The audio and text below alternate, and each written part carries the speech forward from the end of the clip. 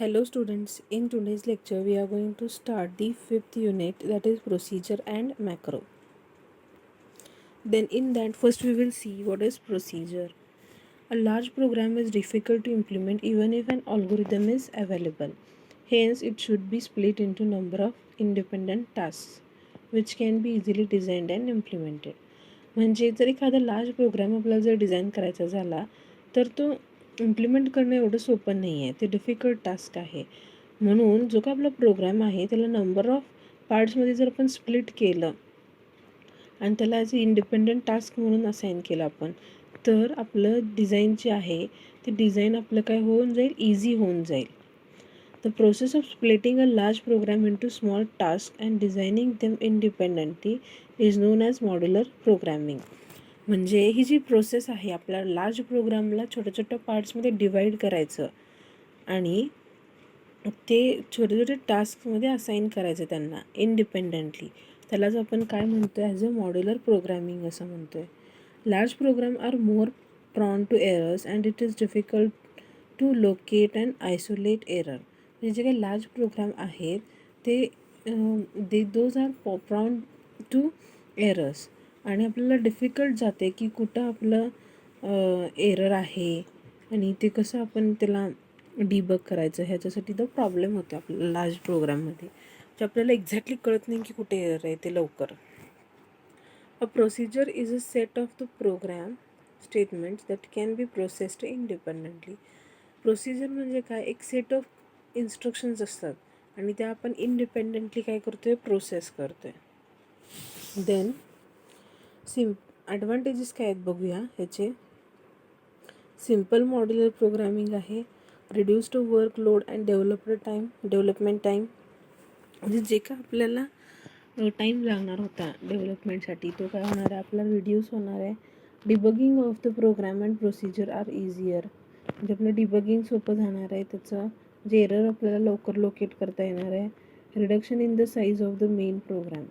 म्हणजे जो काय तुमचा मेन प्रोग्राम आहे ते मेन प्रोग्रामची साईज जी आहे ती काय होते, रिड्यूस होते, कारण तुम्ही काय केलेलं असतं त्याचं थोडेसं सब प्रोग्राम्स लिहिलेले असतात ना छोटे छोटे स्मॉल पार्ट्समध्ये, म्हणून जो मेन प्रोग्राम आहे त्याची साईज रिड्यूस होते.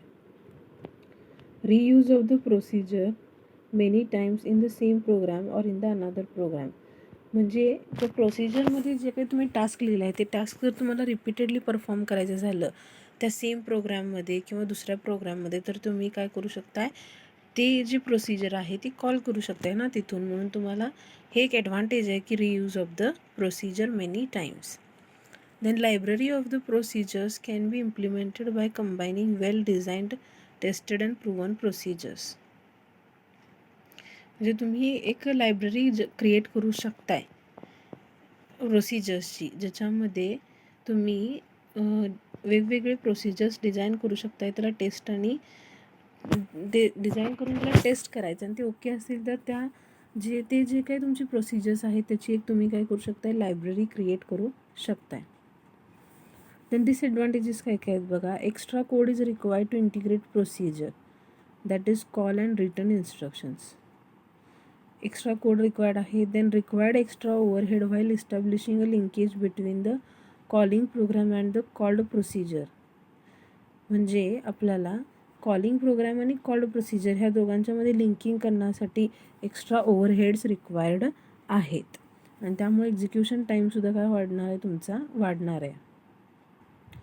As the runtime overhead required for communication between small procedure is more than the execution time of the procedure, and hence the use of small procedures are not preferable.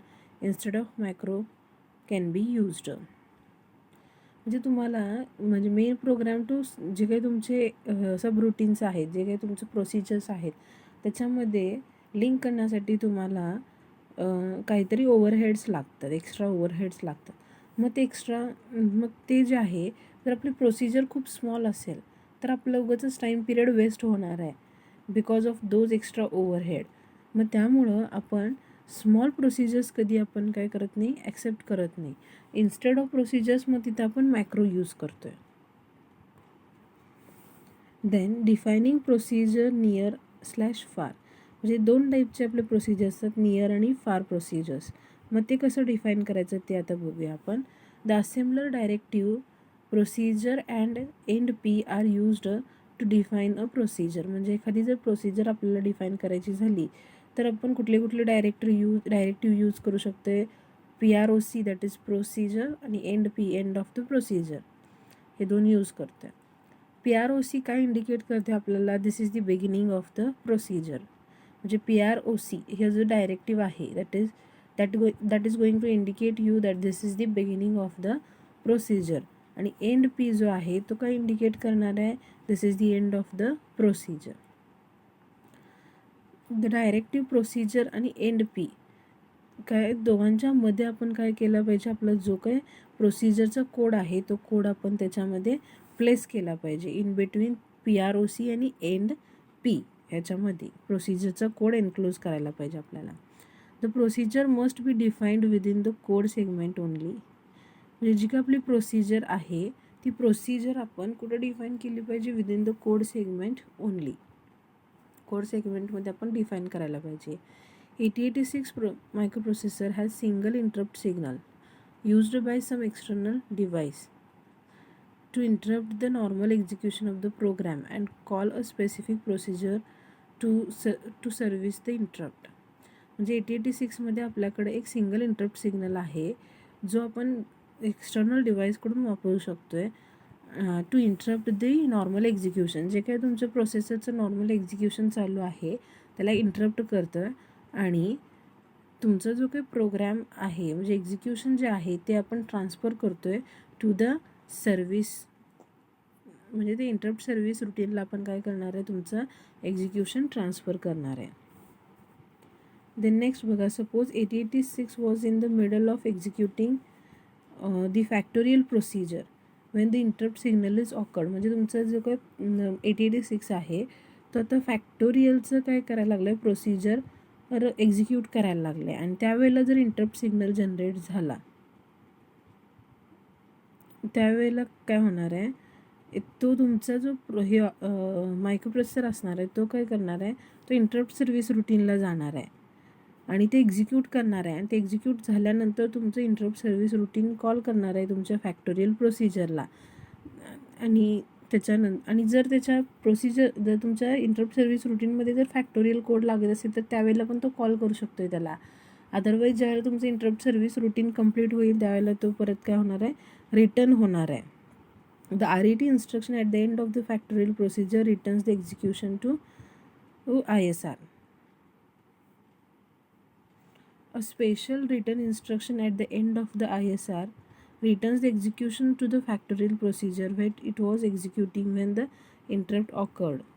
म्हणजे ज्या वेळेला तुमचं interrupt service routine execute होणार आहे, complete होणार आहे interrupt service routine execute करून, त्यावेळेला ती काही जी रिटर्न इन्स्ट्रक्शन असणार आहे ती रिटर्न इन्स्ट्रक्शन परत तुमच्या प्रोग्रामचं एक्झिक्युशन जिथं तुम्ही फॅक्टोरियल प्रोसिजरमध्ये ज्या इन्स्ट्रक्शनला थांबवली होती तिथं तुम्हाला रिटर्न करणार आहे, जेणेकरून तुम्ही नेक्स्ट कोड एक्झिक्यूट करू शकता.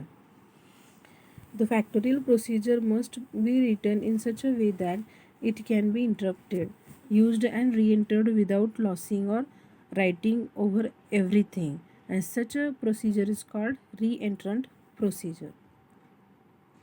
देन तुम्ही ही फिगर बघितला ना, री-एंट्रंट प्रोसिजर म्हणजे काय हे तुमच्या लक्षात येतं आहे. To be reentrant a procedure must first of all push the flags all registers on to the stack used in the procedure, and program should use only registers on the stack to pass parameters. म्हणजे जे काय flags आहेत सगळे register असतात ते आपण स्टॅकवर push केले पाहिजेत.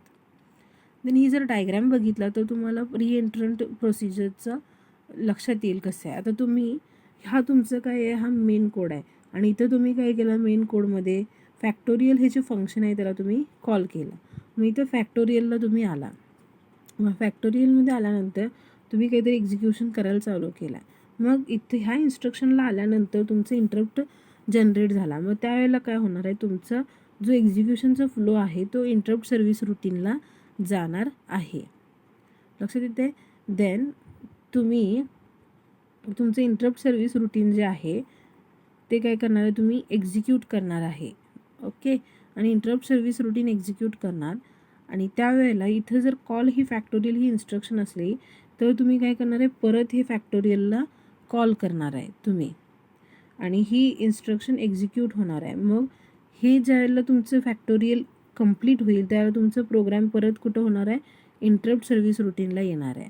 आणि परत त्याच्यानंतर सगळं एक्झिक्यूट होणार, आणि इंटरप्ट सर्व्हिस रुटीन तुमचं एंड झाल्यानंतर तुमचं प्रोग्राम परत तुमचा कुठे येणार आहे, तुमच्या जिथं तुम्ही स्टॉप झाला होता तिथं येणार आहे, फॅक्टोरियल प्रोसिजरमध्ये.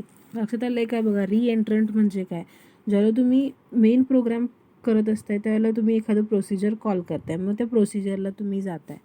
मग ती प्रोसिजर एक्झिक्यूट करत असताना एखादा इंटरप्ट जनरेट होतो आहे आणि तुम्ही त्या इंटरप्ट सर्व्हिस रुटीनला जाताय, आणि त्या इंटरप्ट सर्व्हिस रुटीनमध्ये परत तुम्ही तेच फंक्शन म्हणजे तेच प्रोसिजर कॉल करताय जी तुम्ही आधी एक्झिक्यूट करत होता. मग ते काय होते, परत त्याचा फ्लो, एक्झिक्युशनचा फ्लो त्या प्रोसिजरला जातो आहे, ती प्रोसिजर एक्झिक्यूट होते कंप्लीट, आणि परत तुम्ही त्या इन्स्ट्रक्शनला परत येत आहेत in the interrupt service routine, आणि मग बाकीचे सगळे इन्स्ट्रक्शन परफॉर्म करताय.